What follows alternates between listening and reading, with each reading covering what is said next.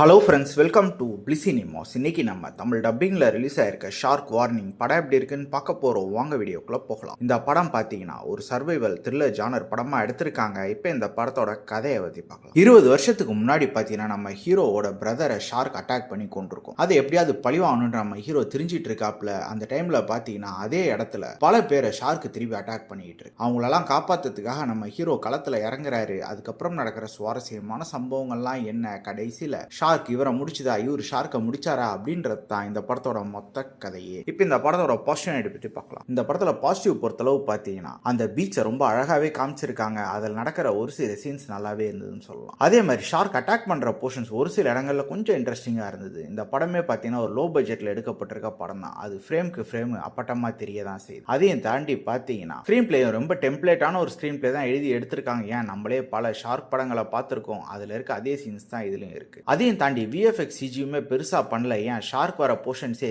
ரொம்பவே புவரா தான் இருக்குன்னு சொல்லலாம். இன்னும் பெட்டரான ஒரு விஎஃப்எக்ஸ் சிஜி அட்லீஸ்ட் ஷார்க்குக்காவது பண்ணியிருக்கலாம். அதையும் தாண்டி பார்த்தீங்கன்னா யாரோட கேரக்டருமே பெருசா எழுதி எடுக்கல. அதனால நீங்க செத்தா என்னடா பொழைச்சா என்னடா அப்படின்ற மாதிரி தான் நம்ம உட்காந்து படத்தை பார்க்க வேண்டியதா இருக்கு. படத்துல ட்விஸ்ட் அண்ட் டர்ன்ஸ்னு எதுவும் கிடையாது. மொத்தத்துல பயங்கர ஃபிளாட்டான ஒரு டெம்ப்ளேட்டான ஒரு படம் தான். வேணும்னா ட்ரை பண்ணி பாருங்க. இந்த படத்துக்கு நம்மளோட ரேட்டிங் எடுத்தீங்கன்னா 10க்கு 3 மார்க் கொடுக்கலாம். படத்துல அடல் கண்டென்ட் இருக்கு, ஸோ ஃபேமிலியோட பார்க்கறத அவாய்ட் பண்ணிக்கோங்க. இன்னொரு வீடியோல சந்திக்கலாம். தேங்க்யூ.